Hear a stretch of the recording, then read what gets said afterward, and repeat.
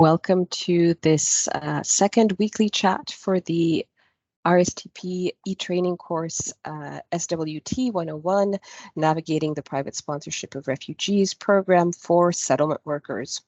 The weekly chat this week will cover the contents of Module 2, which explained the role of sponsors and also talked about the responsibilities of sponsors and introduced the importance of collaboration between settlement workers and sponsors to achieve the best possible settlement outcomes for sponsored refugees.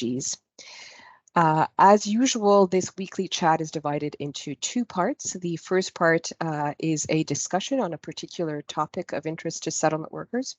And the second part is a summary of the highlights, the key points of the module that we really want you to take away at the end of this course. So for the first part, I am going to summarize the ideas that were discussed, the ideas that the participants brought forward during the live discussion that we had. So let's get started with the discussion question, which this week was presented a scenario that may have occurred to some of you. A sponsored refugee tells you that they had met another arrived refugee whose sponsors gave them a car, new high-end furniture, and higher monthly income support. They're upset, they being your client, because their sponsors are not providing the same level of support. How would you respond to this person? Now, a number of the course participants who attended the live discussion had actually been in this situation where they had to explain to some clients why the support they were getting from their sponsors did not match what they were what their friends who were also recently arrived sponsored refugees had received. So people had lots of ideas on this topic, and participants shared what has worked for them in the past. So one participant said that she starts by explaining the different entitlements between the different refugee-related programs. The amount of support that the sponsors need to provide, well, not the amount, but the specific types of support that the sponsors need to provide may vary between these programs. So in the PSR program, or the Private Sponsorship of Refugees program, the sponsors need to provide financial support for 12 months as well as a settlement support. But in the BVOR program, or the Blended Visa Office Referred program, the sponsors provide 6 months of income support, and the government actually provides the other 6 months. So that might be one cause for confusion, where if, say, a refugee who arrived through the PSR program is friends with someone who arrived through the BVOR program and they're comparing what they're receiving, the person who arrived through the PSR program might be expecting to receive something from the government as well on certain months, even though that's not the case, and that is not part of the requirements of that program. Similarly, if PSR or BVOR refugees are friends with people who arrived through the GAR, or government-assisted refugee stream, where the government provides all of the financial support, they may be surprised that they're getting a check from their sponsor, but not from the government. So that these are known points of confusion. In addition, there might also be some confusion with respect to the support that inland refugee claimants receive.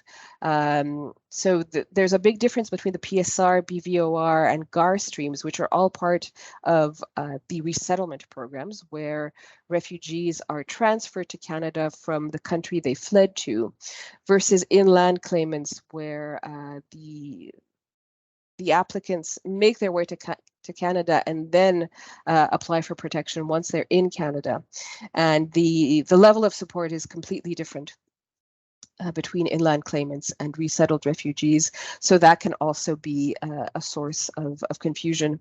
Another thing that's related to this point that might be helpful is to look up the amounts of financial support that sponsors are supposed to be providing post-arrival. And these are based on the Resettlement Assistance Program rates, or the RAP rates. that are active in the community where the refugee has resettled. So this information is available on our website. It might be helpful to have a look at it to be able to show your client, no, well, actually, this is the minimum amount your sponsor is supposed to be providing. They do comply with that requirement. So it's okay. You're receiving the support that you're supposed to receive. So some settlement workers have found that these explanations are helpful and do help some clients explain the differences in the levels of support provided. The same participant also mentioned that it can be helpful to explain that the capacity of the sponsors may vary. Some sponsors may be sponsoring several families at once, in which case their resources might be a little more limited, while other sponsors might be sponsoring only a single family. So they might have more resources, and they may be able to be a bit more generous. This participant actually mentioned that it's sometimes helpful to explain that if the sponsors use their money more wisely, in quotation marks, they may be able to bring in more people to the country, as opposed to focusing a lot and being extremely generous with a single family. Another participant mentioned that she had also seen this kind of situation, and that she seemed to be seeing it more and more, and that her coworkers were seeing more and more cases where clients were comparing what they were receiving from their sponsors to what friends were receiving. So it becomes important for settlement workers who are supporting these newcomers to understand the latest requirements of all of the different resettlement programs to be able to shed some light. But it does become very difficult for settlement workers and anyone supporting sponsored newcomers and sponsors to navigate all of the requirements to make sure that everyone knows what they're entitled to get and that they are receiving what they should be receiving. Another participant made an interesting point. So in the scenario we saw, the sponsors of the other sponsored newcomer were very generous. Were providing very high-end furniture, more income support, had paid for a car. And one participant noted that the sponsors need to find a balance between being generous and preparing newcomers for life after sponsorship, at which point they're expected to be financially independent. So the generosity of the sponsors might lead to skewed expectations about life after sponsorship. And it's important to be realistic, to manage expectations from the start and be realistic about the cost of living in Canada after the sponsorship year.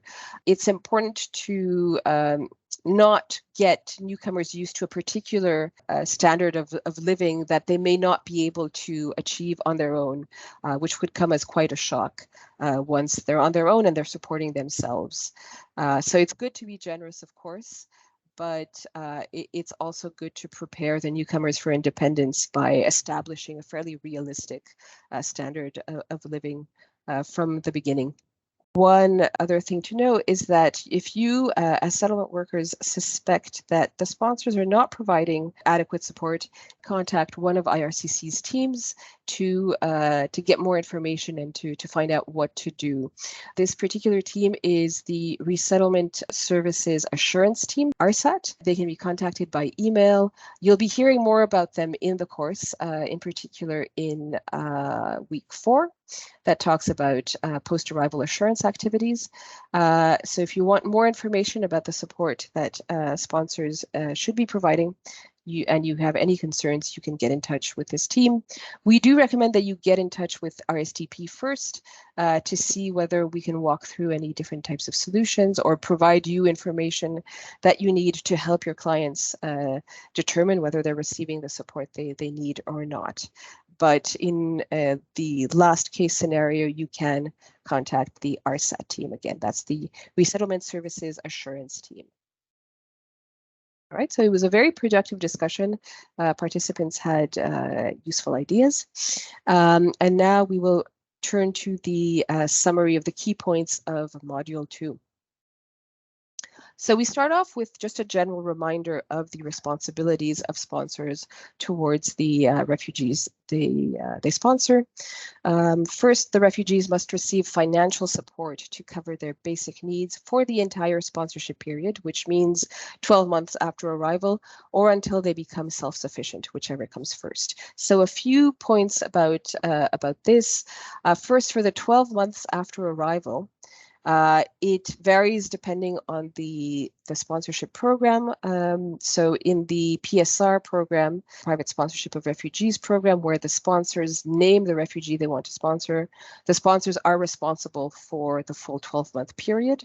Whereas in the Blended Visa Office Referred program, or BVOR, where the sponsors get matched with refugees they don't know, there the sponsors provide 6 months of settlement support, and IRCC provides the other 6 months. Or until they become self-sufficient, which means until the point where they're able to support themselves financially, which usually means they get a job that is high enough paying for the newcomers to look after themselves and their family. So if the newcomers get a job and by month 8 of the sponsorship year, they earn more than what the sponsors would normally be providing them, there's a specific threshold and calculation. At that point, the sponsors may be able to stop providing support. However, as far as the settlement support goes, refugees must receive settlement assistance from their sponsors for the duration of the sponsorship period, regardless of whether they become self-sufficient financially during the sponsorship period or not. So if we come back to this example of the newcomer who is financially self-sufficient by month 8, that doesn't mean the sponsorship is over and that the sponsors can say, okay, it was nice meeting you, it's over. The sponsors still need to provide emotional support and any help with settlement support or connections with community services or public institutions until the end of month 12, regardless of the financial situation of the newcomers.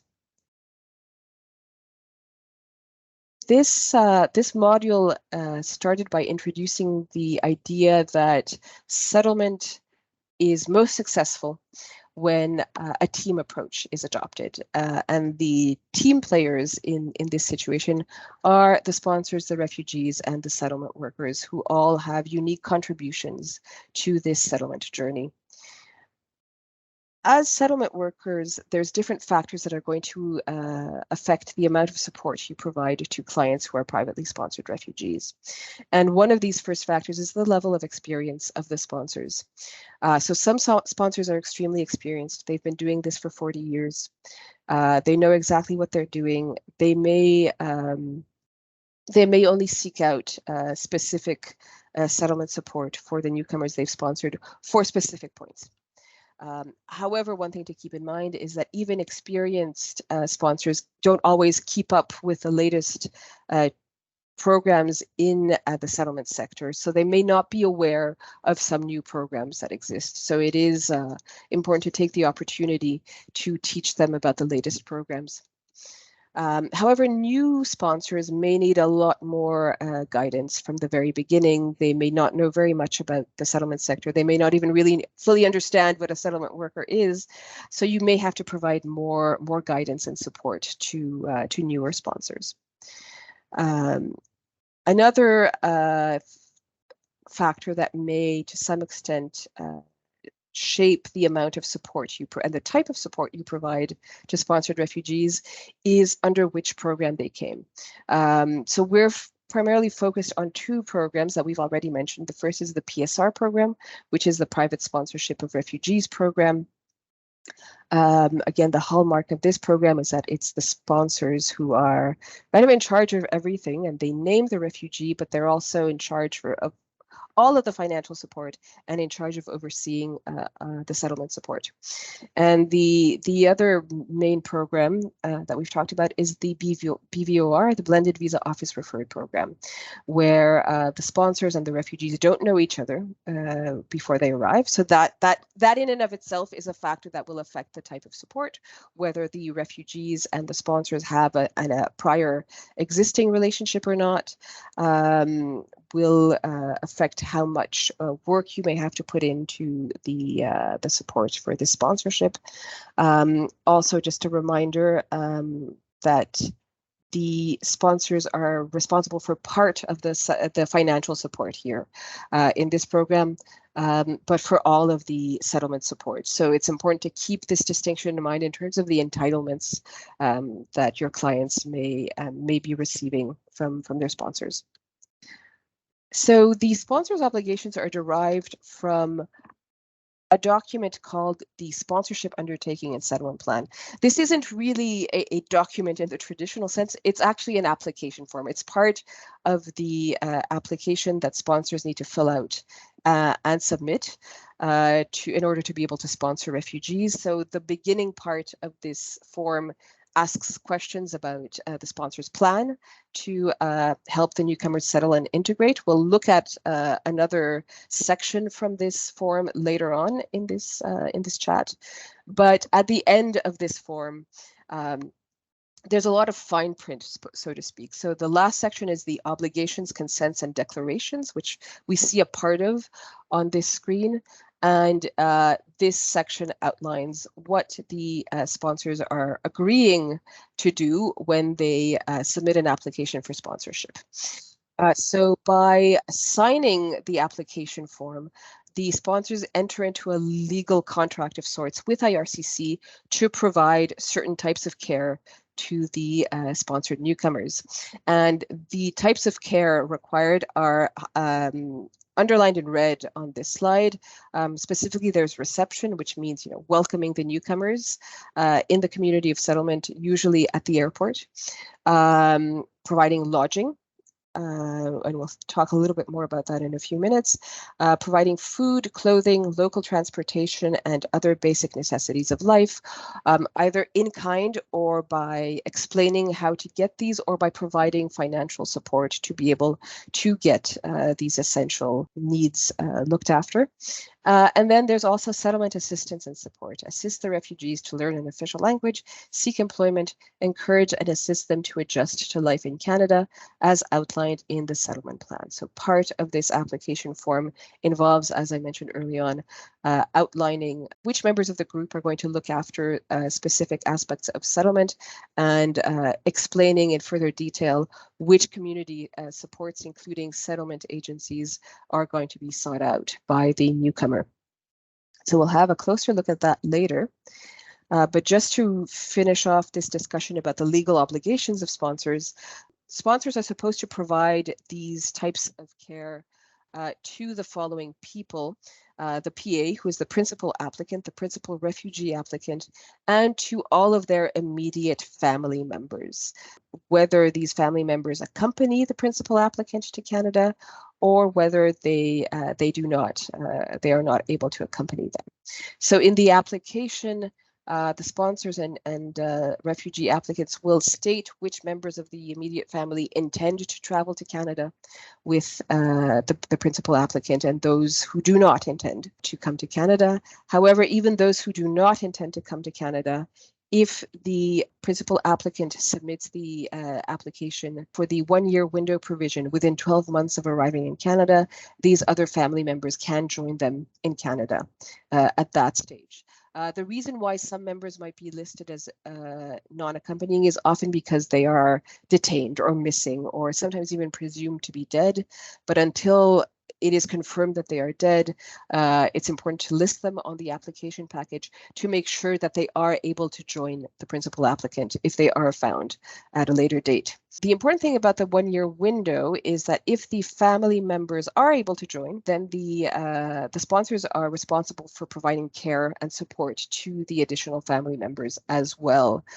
So that's why even if it's known that only, say, 2 members of the family will be able to travel to Canada initially, the sponsors are actually responsible for the entire family and need to show that they have the capacity to look after all family members in case the remaining family members are able to join through the 1-year window provision.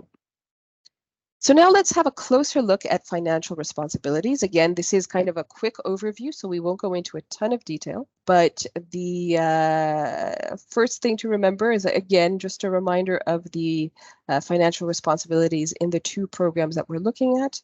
In the PSR program, sponsors are responsible for the startup costs, the costs to set up a family in a new housing, in a new community, as well as the 12 months of income support. And in the BVOR Blended Visa Office Referred program, the sponsors are responsible for the startup costs and 6 months of income support. IRCC provides the other 6 months through the Resettlement Assistance Program, or RAP program, which is the program through which government-assisted refugees are also supported by the Government of Canada. Now, in terms of the amount of support, this information can be found in various spots, but there's an important distinction to be made for groups of 5 and community sponsors between the application stage and the post-arrival. So the amount that the sponsors are evaluated on when they submit their application and the actual amount that they need to provide once the newcomers arrive in Canada. So at the application stage, sponsors need to show that they have access to, at a minimum, the amounts listed in the sponsorship cost table, which is included in the guide for groups of 5 and community sponsors. Whereas post-arrival, the amount that sponsors actually need to provide is based on the Resettlement Assistance Program, or RAP rates. So the idea is that post-arrival, all resettled refugees in Canada, be they privately sponsored or assisted by the government, receive at a minimum the same amount. Sponsors can go above, and we as sponsors are encouraged to provide an amount that is realistic given the cost of living in their community. But the minimum is the same for government-assisted refugees and privately sponsored refugees, and it's based on these RAP rates. The RAP rates vary from province to province and to some extent from community to community within a province based on the cost of living. So that's why at the evaluation stage, when IRCC officers are assessing the sponsor's application, they use basically averages, national averages, the same amount across the country, just to make their lives a little bit easier for assessment purposes. So the amounts in the sponsorship cost table are basically a national average, purely for evaluation purposes, for assessment purposes. The sponsorship cost table is not meant to represent the true budget. It's an estimate, and the budget should be based on the RAP rates post-arrival. This distinction between the application stage and the post-arrival, it only holds true for groups of 5 and community sponsors. SAWs don't have to prove their financial support in the same way, so they are actually encouraged to look at the RAP rates from the very beginning. Now, sponsors often wonder where they can get all of this information about the amounts of money that they need to sponsor. And at the application stage, they not only need to prove that they have enough money, but they also need to explain where the funds come from. So all of this is outlined in detail in IRCC's guides for application for sponsorship, refugee sponsorship applications. There's a guide for each type of sponsoring group, for groups of 5, for community sponsors, and for SAWs. And there is a section that goes into detail about the amount of funds that sponsors need to have access to, the different options they have for proving that they have the funds, and the different documents that they need to provide to prove that they have the funds. We have also created at RSDP a minimum financial support calculator that is available on our website, where sponsors can just plug in a bit of information about the family they're sponsoring, specifically the community in which they live and the size of the family and the ages of the members of the family. And the calculator then tells them the amounts they have to provide, the minimum amounts they have to provide based on the RAP rates. so people don't have to make all the calculations themselves. And another document that's really important to understand financial responsibilities is the FAQs on post-arrival financial support for privately sponsored refugees.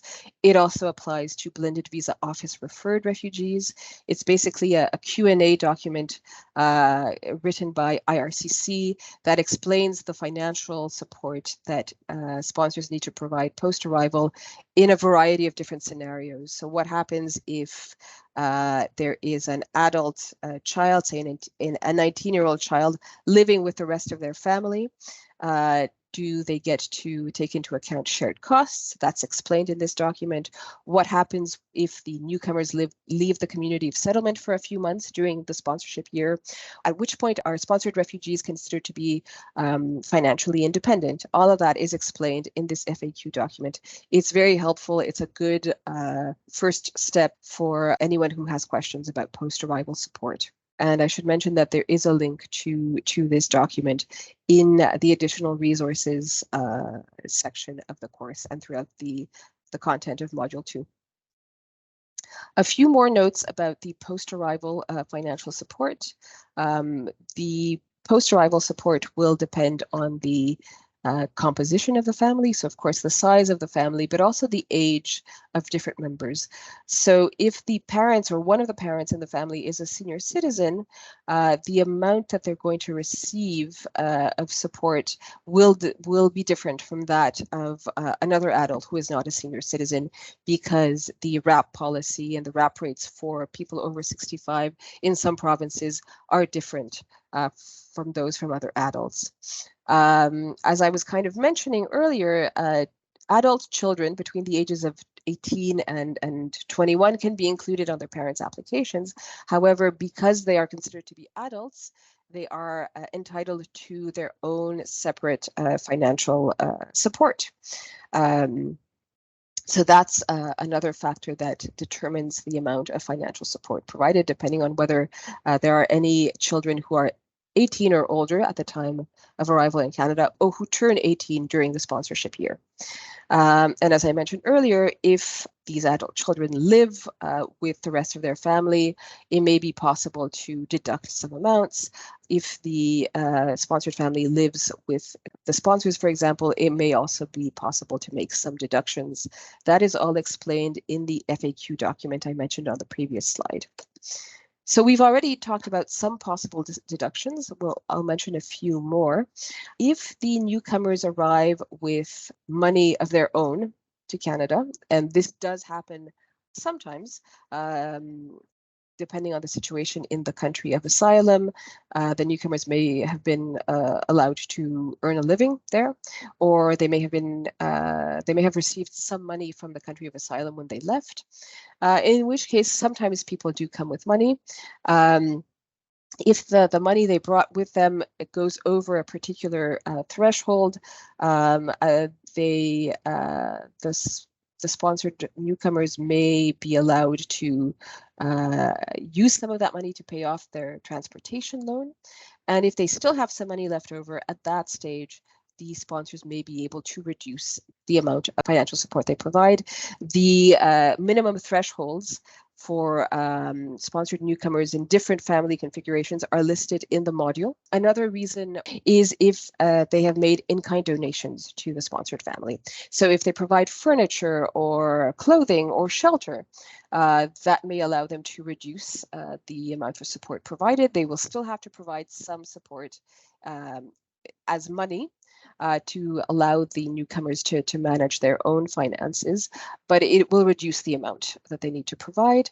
Again, there is information about this in the guides and in the FAQs on post-arrival support.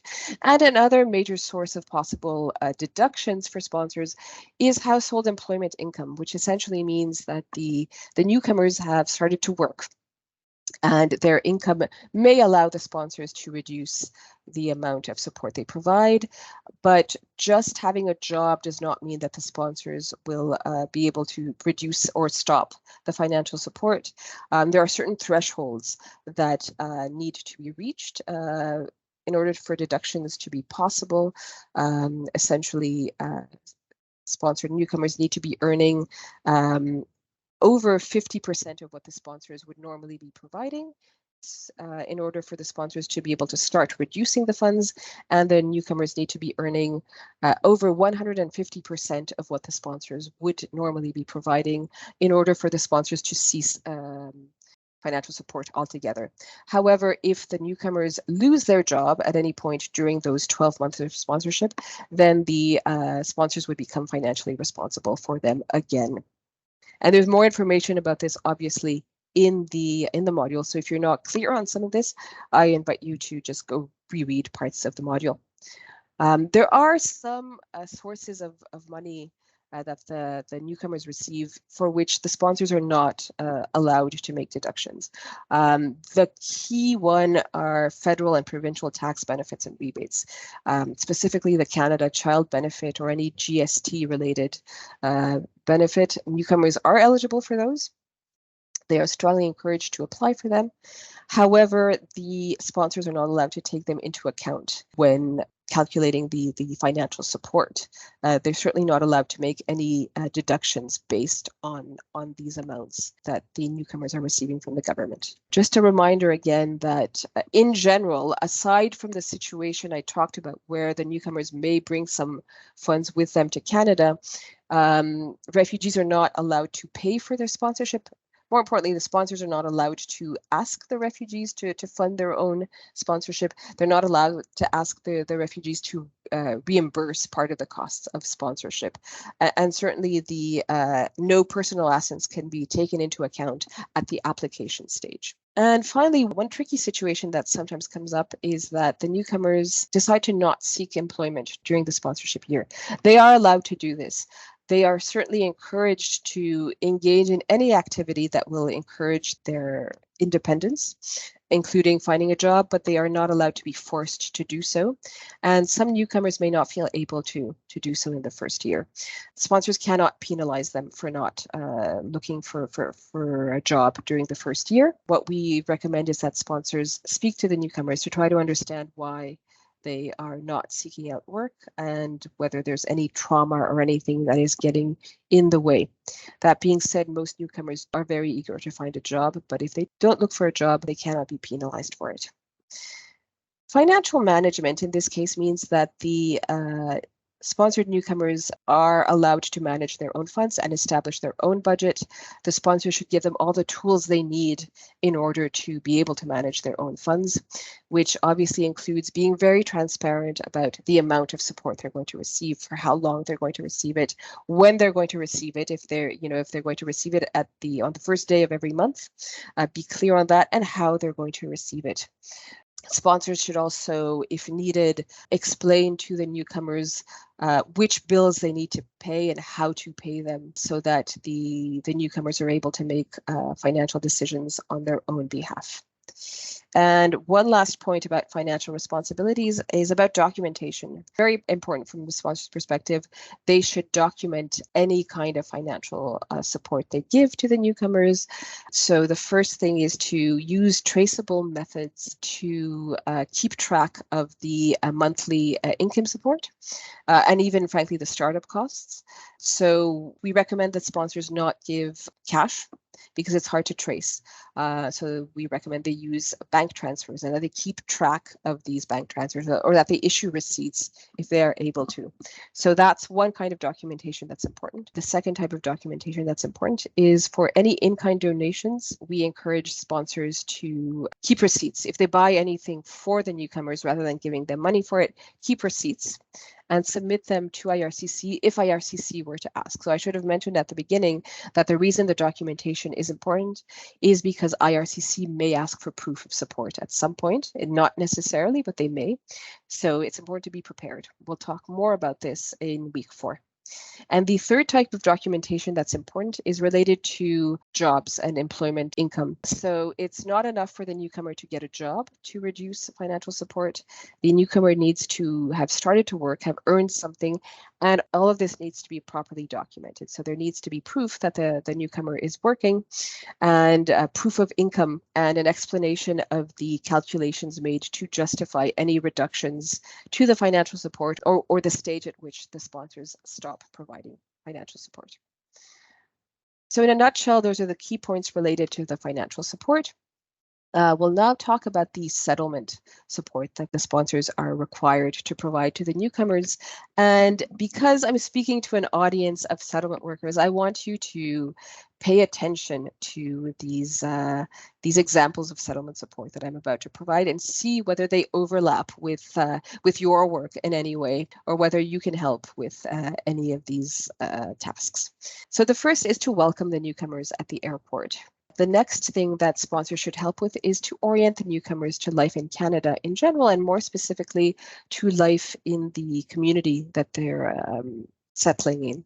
Another thing sponsors need to do is to arrange temporary accommodation for the first few days, weeks, or months after the arrival of the newcomers, and then to help them find permanent accommodation based on the needs of the sponsored newcomers.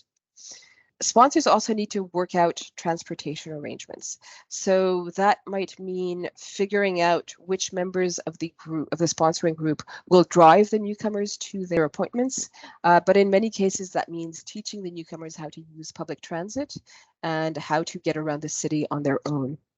The sponsors are supposed to help the newcomers apply for their provincial or territorial health card, as well as to help find a doctor, dentist, and any other medical services that the newcomers may need on arrival or shortly thereafter. If there are any children in the family, the sponsor should help the parents enroll the kids in school. They should help the newcomers apply for tax benefits, such as the Canada Child Benefit that was mentioned earlier. When tax time comes, they should explain to the newcomers that they need to file their they need to declare their income tax and how to do it, and also, frankly, just direct them to the free income tax clinics that are offered by many community agencies. The sponsors should help the newcomers enroll in English or French classes if they need them, help them apply for a social insurance number if this hasn't already happened at the airport, at the port of entry. In general, the sponsors should promote any activities that will facilitate the self-sufficiency of the newcomers, in particular finding a job, but also volunteering or acquiring Canadian experience in other ways. The sponsors obviously need to provide emotional and moral support. You will, of course, understand how important that is when supporting sponsored refugees. The sponsor should also help follow up on the PR card application. As you all know probably better than I do, lately there's a huge backlog, and the waiting times for PR cards are very long. And the newcomers, the sponsors should help the newcomers follow up on this and make sure that they understand the importance of receiving their PR card. The sponsors should also help the newcomers open a bank account and should provide financial orientation as required based on the needs of the newcomers. The sponsors should also help the newcomers connect with the community. And that means a variety of things. They might mean connect with neighbors or connect with folks outside of the sponsoring group, connect with public institutions such as local libraries. It might also mean connecting with the sponsored newcomers' own ethnocultural or religious community if they are interested in doing that. We always recommend caution with this and checking with a newcomer first, because in some cases, the last people that the newcomers want to get in touch with are members of their own ethnocultural community or religious community, because they were the ones persecuting them back home. But in many cases, it's a great relief. It's very reassuring to newcomers to meet people with similar backgrounds and with similar migration stories. So check with them first before doing this. It can be helpful or not. Another thing sponsors need to do that's very important is to connect the newcomers with a settlement agency. And we'll obviously talk a little bit more about that before the end of this session. And in general, all of these activities can be summarized as facilitating and empowering and helping the newcomer become self-sufficient by the end of the sponsorship year. A few more points about the settlement responsibilities. So as I mentioned earlier, part of the application package, sponsors need to provide a settlement plan that explains their plan for how they're going to help the newcomer settle. And part of that involves listing specific programs and services in the community that will help the newcomer settle. So one thing that if your agency allows you to do that you may want to help with is to review and update the settlement plan. It takes 2 to 3 years to process a sponsorship application. So many things may have happened in that time.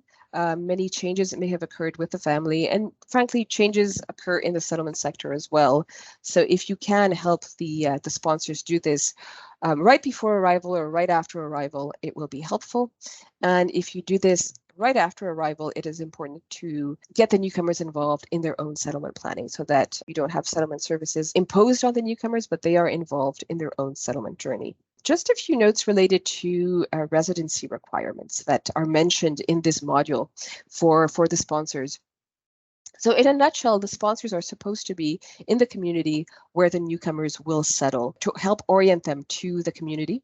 As you see, it's kind of hard to explain how public transit works or where to go grocery shopping if you don't live in the community.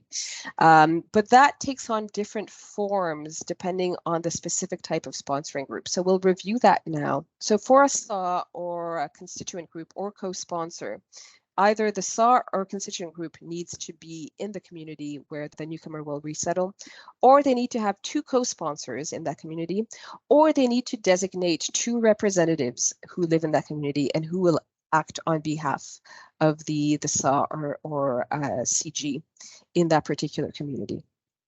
For a group of 5, it's a little bit different. There, either all 5 members of the group of 5 need to be in the community where the newcomer will settle, or they need to designate a representative in that community who will act on their behalf. There needs to be either 5 official group members or designated representatives in the community on the ground to help provide in-kind support and help orient to the community. And for a community sponsor, it's similar to the situation with SAWs and SCGs, constituent groups. The community sponsoring organization needs to either be located in the community where the newcomers will settle, or they need to have 2 co-sponsors in the community where the newcomers will settle, or they need to designate 2 representatives in that community who will act on behalf of the sponsoring organization. So here, as I promised, is another section from the sponsorship undertaking and settlement plan. This one is specifically from the settlement plan. It's the part of the application where the sponsors explain what they're going to do to help the newcomers settle once they arrive. And we just wanted to show you question 2, which immigrant settlement assistance agencies will the refugees likely access and for which services? So right from the application, the sponsors are being encouraged to do research about local settlement agencies, to contact them, to speak with specific settlement workers, and to research the various services and programs offered, and to provide a detailed explanation of them in this plan. And this plan needs to take into account the needs of every single member in the family. And IRCC takes the answer to this question very seriously. We have seen cases where sponsors are refused because their plan is too vague, or they only vaguely mention an agency without explaining what services this agency provides, or without giving the physical address, or sometimes their plan doesn't take into account the needs of every family member. So this is just to underscore the importance of the collaboration between sponsors and settlement workers. IRCC really expects this collaboration. IRCC believes that the best outcomes for refugees come when settlement workers and sponsors work together to make sure that the settlement's needs of all of the members of the family, of the sponsored family, are looked after and met. So, you know, if some of you work in agencies that allow you to work with sponsors before the arrival of the newcomers, and if you are able to help them out with the answer to this question, that is fantastic. We realize that you can't always do that, but the more input sponsors get from you early on, the better it is for everyone involved. those are the highlights of Module 2 on the role of sponsors. If you have any questions related to the course, related to extensions, or any technical issues, please get in touch with Serena at etraining@rstp.ca. But if you have questions more related to the content or to the Settlement Support Connection project that RSTP is running to intentionally connect privately sponsored refugees and their sponsors with settlement workers, please get in touch with our team at spoconnect@rstp.ca. Thank you so much for your attention. We'll see you next week. Bye now.